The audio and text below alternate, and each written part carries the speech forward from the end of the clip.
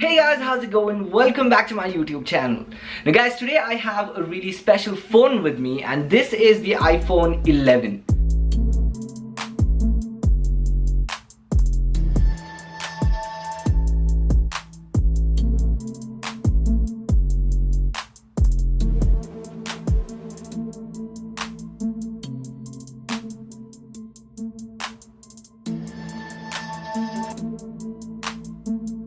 Now I know it's really late talking about this phone, but recently as you guys saw, the iPhone 12 was launched. So yeah, one of my friends had this phone and I just wanted to talk to you guys about this phone and tell you if this phone is still worth buying in 2020.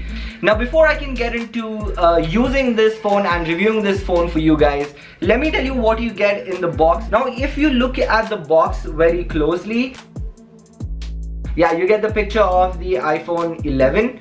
The iPhone badging on the left and the right, the Apple logo here, as well as the back. So the first thing that you get inside the box is the charger and its cable. Now Apple is known for their lightning cables that you get with the phone. So this is basically what you use to charge your iPhone. Now in the iPhone 12, the thing that is not provided with the phone is the adapter. You will get the lightning cable with the box, but that's not the case anymore with the iPhone 12. So the next thing that you get with the iPhone is the earpods. Now this also has the lightning cable, so this is basically how you use it in your phone. And apart from this, what you get is the documentation and all of that. Now you get the SIM ejection tool here, and you can see all the documentation, your warranty and everything. Now doesn't this remind you of something? So when I unboxed my 16-inch MacBook Pro, these were the same stickers that you got, except these are in white, those were in grey. But yeah, these are white and that's pretty cool. Now guys, the iPhone 11 is in my hand right now. As you can see, it fits perfectly in my palm.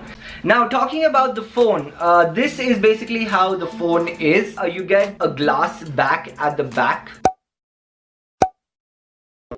So you get a logo here and you have the dual camera setup, which we will be testing in the video. And if you look at the left, this is the volume controls here on the top. Now the phone is really thin. You get the speakers at the bottom, you get all the buttons on the left and the right, and as always the quality of the buttons feel really good. Now as any other iPhone, this has the same Face ID as well as the passcode, and that's basically how you unlock your phone.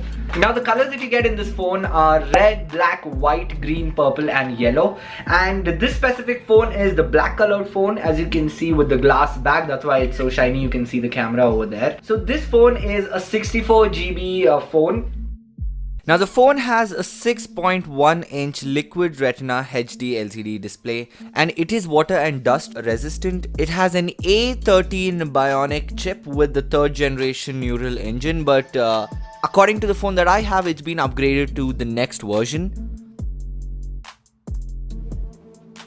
Now the camera comes with a dual 12 megapixel cameras. One is the ultra wide and the other one is the normal wide, with modes like portrait mode, night mode, auto adjustments and the next generation smart HDR. Now you can also record at 4K up to 60 frames per second with extended dynamic range.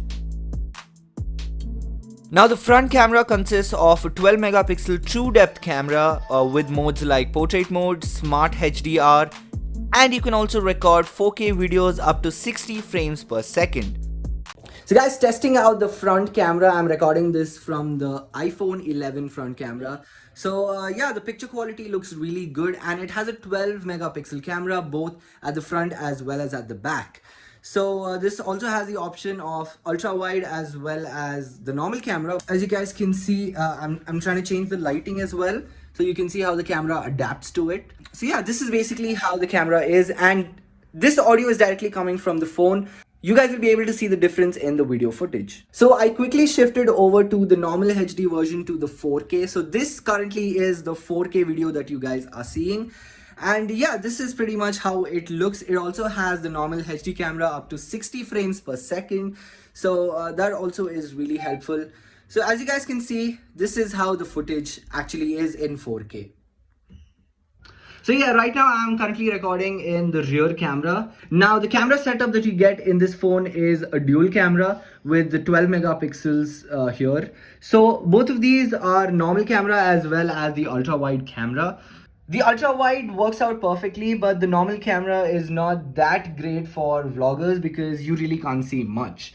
So yeah, this is how the footage actually is, and right now I'm recording it in 4K, so the quality is at the highest.